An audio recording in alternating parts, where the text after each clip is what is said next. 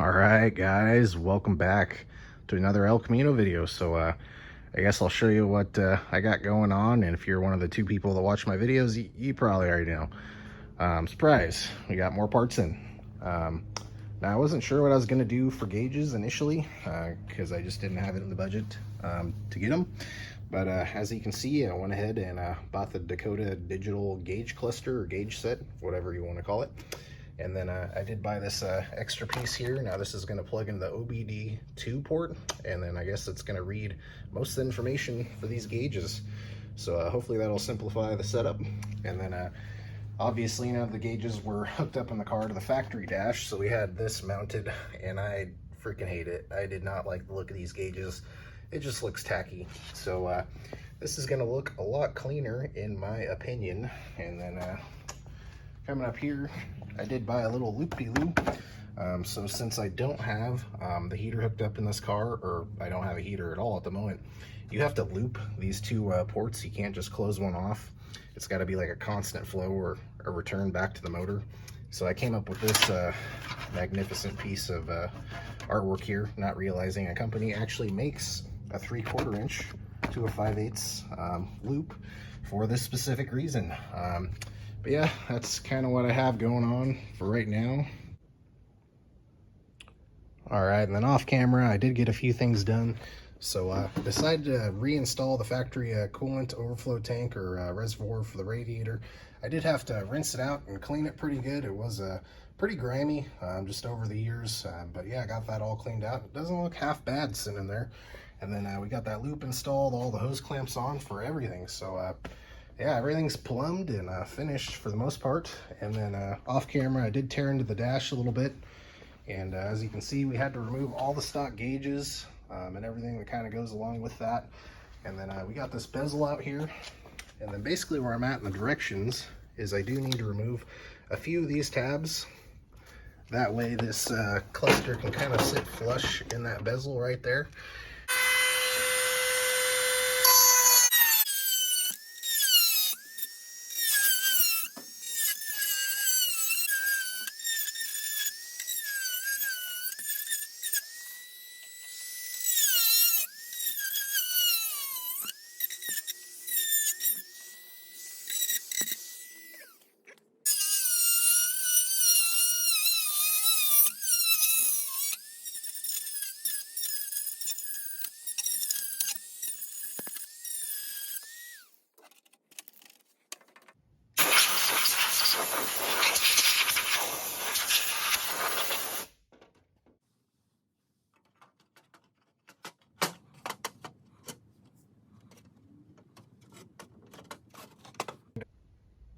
And then here's the wiring diagram for what I'm trying to do.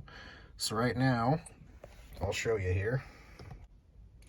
So basically out of this plug, I'm going to attempt to figure out what wires are my left and right turn signal, my high beams, as well as the parking brake. And I think that's all I'll need out of this plug. So I went ahead and hooked the battery back up to the car, got some grounds hooked up. So there is power, at least to the chassis, not going to the motor or anything. So I can flip on the lights and figure out what's what. And then I do not have a test light right now. So what I did was take this little light out of one of the gauges we're no longer going to use, and we'll see if that works. So let's turn the car on. All right, I'll turn on the left turn signal, and then I'll just kind of go through these, and hopefully this lights up when we find the right left turn signal wire.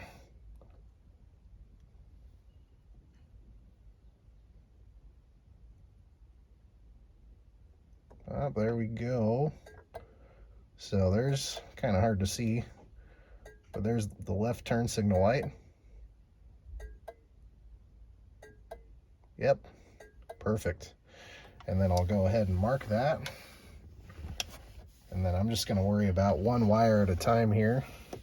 So it looks like 6. And then I'll go ahead and cut that wire. It looks like there might be 2 of them. We'll see. Got the wires out of the plug here, a connector on this and some shrink wrap over it, because I had to run this wire a little bit longer because it's going to basically tuck up underneath the dash here, so I had to extend it a little bit. But I'm just going to go ahead and repeat this process for the right turn signal, the high beams, and the parking brake. All right, got a huge mess going on here, but yeah, obviously left and right turn signal, and then this white one here is the dimmer wire. I was having trouble finding the brake wire and the high beams wire, but I'll get that figured out later. Yeah, don't judge me. I just kind of have everything wired up really quick just to make sure everything works. I did run a ground right here, and then we have a constant power wire and then a ignition power wire. Both of those have fuses, and then I just tapped into the fuse box there. But yeah, we now have power, so I'll show you.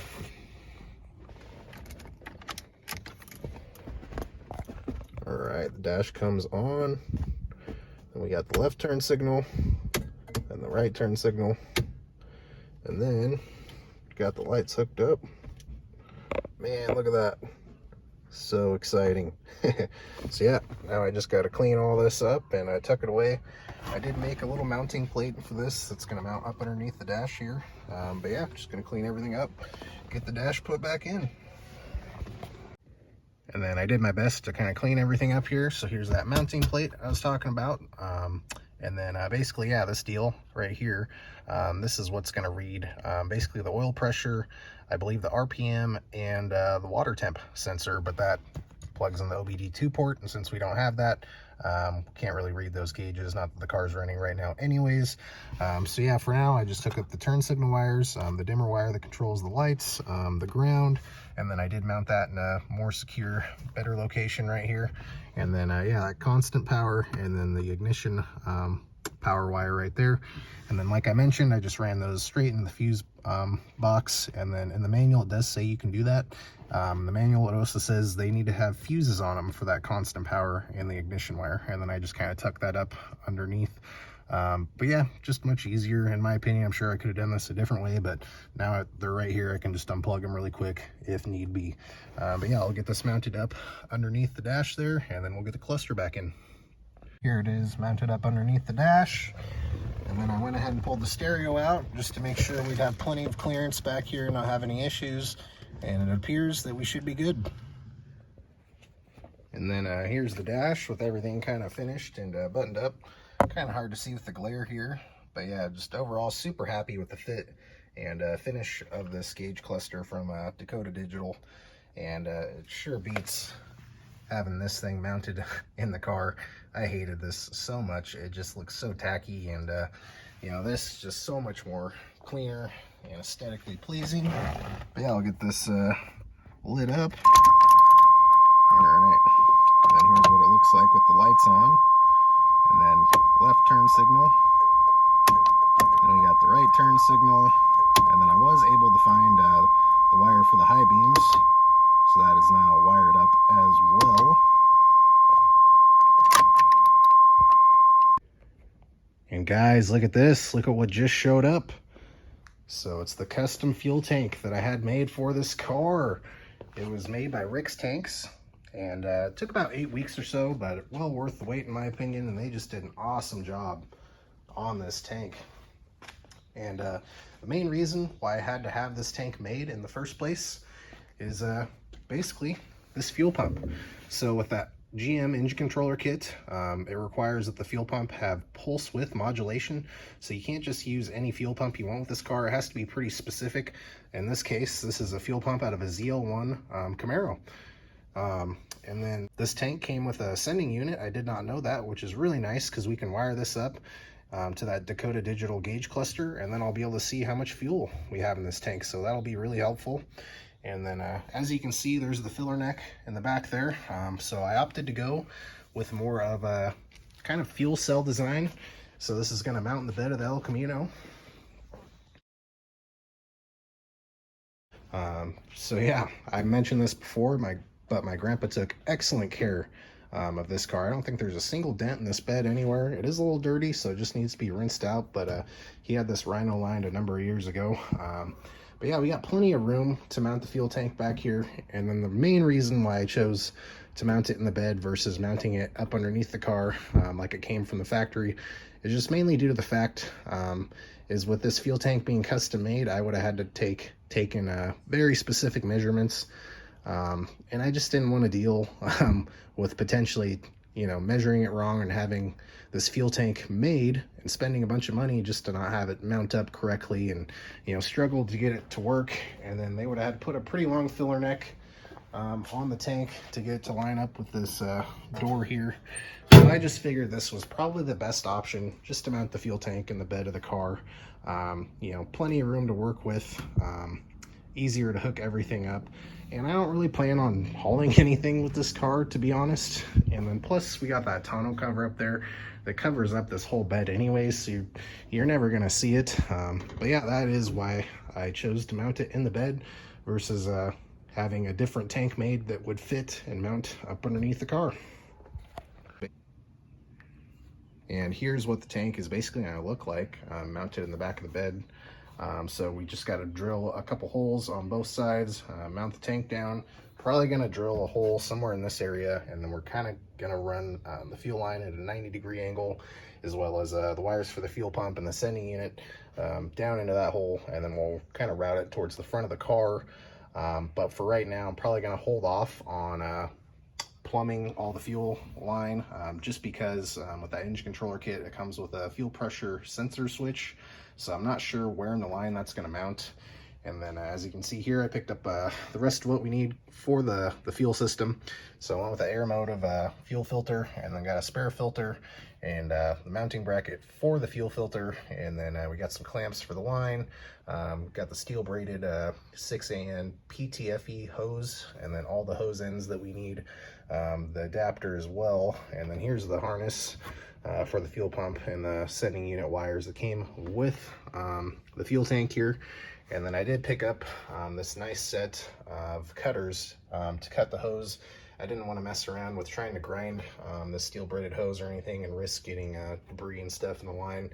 So these were pretty spendy, but all the reviews seemed really good. I was going to get a cheaper set, but everyone in the reviews in the comments said not to get them, just go with this pair here. So that's what I did.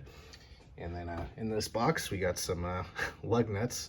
So I am ordering a custom set of wheels for this car, so I guess you'll have to stick around and see what those look like. But yeah, did get an update on the engine controller kit. So I've been talking back and forth with a company called SpearTech for the harness. I think I mentioned them in one of my previous videos. So they make harnesses for LT4s and LS motors, all sorts of stuff. But basically, the issue with this motor, like I mentioned in a previous video, a 2022 crate motor, it basically GM changed the cam phaser calibration. So SpearTech couldn't make a harness, or they didn't want to, until they fired up a crate motor that they had for another customer just to make sure everything looked correct. So after months of going back and forth with them, they finally got the customer's crate motor, his LT4, fired up. I gave him a call last week, and they said they're good to go to make a harness for the car. So I ended up canceling the GM engine controller kit that's been on back order for a few months, and then just going with SpearTech. So it is going to take at least 10 weeks for them to make that harness. But at least now I know a rough date of when it's going to be here versus guessing with that GM engine controller kit that's still on back order and is probably going to be for quite some time. But yeah, just thought I'd give a quick update on where we kind of stand with the car. All right, guys, thanks again for watching, and I'll catch you in the next one.